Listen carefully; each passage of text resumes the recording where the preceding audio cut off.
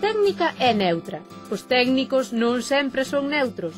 Pero cando os técnicos teñen corazón, a técnica fai maravillas. As novas tecnoloxías están permitindo almacenar a gramática, o léxico e a fraseoloxía de linguas en perigo, como a lingua Inupiaq en Alaska, que aínda falan con fluidez 1.500 persoas que esperan tempos mellores. O recoñecemento e a síntese de voz estáse aplicando tamén ao mirandés, variante portuguesa do asturleonés que en Portugal é cooficial. As linguas nativas seguen rebulindo por todo o mundo. No Salvador naceron os berces náhuatl, garderías e escolas nas que 3.500 nenos reciben clase en náhuatl. Os profesores son persoas ás que as súas nais acariciaran en náhuatl.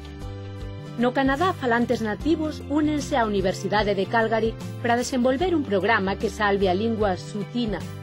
E no Brasil, as linguas guaraní kaiowás e terenas van ter tamén o apoio da Universidade da Grande Dourados e da Organización Internacional do Traballo. Angola vai consolidar neste ano o ensino de 7 linguas nativas: Umbundu, Kimbundu, Kikongo, Kwanyama, Yaneka, Chokwe e Nganguela.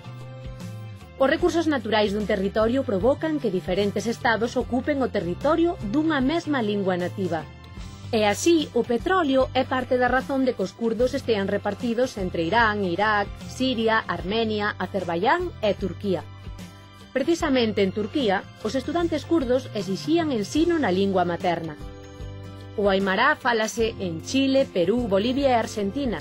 Por fin, os 3 primeiros estados puxeron en marcha un programa internacional para salvar e normalizar o aimará. Paraguai aprobou a súa lei de linguas e creou a Academia da Lingua Guaraní para que redate as normas gramaticais e ortográficas. No País Vasco medra o que chaman mintza práctica. Persoas que queren soltarse a falar en vasco reúnense en grupos de 5 nos que hai unha persoa co fala de toda a vida e que gocen transmitilo aos outros dunha maneira lúdica.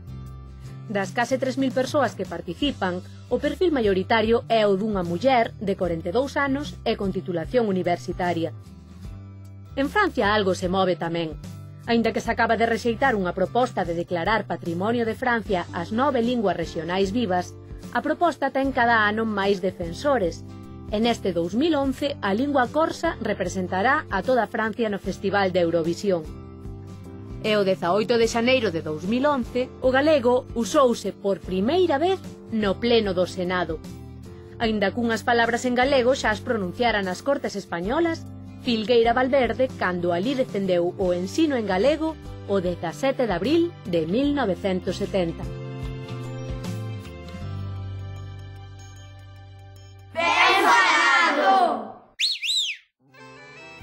Son as cancións que se cantan no Nadal. Hai xoreñas. Ves como sabes?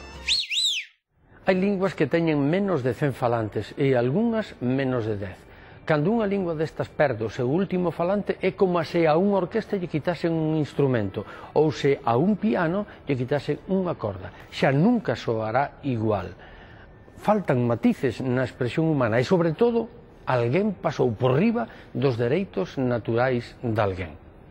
Unha persoa que se ve forzada a abandonar a lingua dos seus pais é un botín de guerra, dunha guerra que outros gañaron. Pero miren, as derrotas lingüísticas nunca son definitivas. O hebreo estivo morto moitos séculos e hoxe é unha lingua perfectamente viva. Por qué? Porque sempre lles quedou por baixo da cinza o remol da conciencia de que sabían que eran un pobo. Por iso, as noticias lingüísticas que hoxe lles contamos teñen moita importancia. O feito incluso banal de que este ano, no Festival de Eurovisión, Francia vai a estar representada pola lingua corsa, demostra que nos pequenos tamén hai vida e, polo tanto, tamén hai futuro.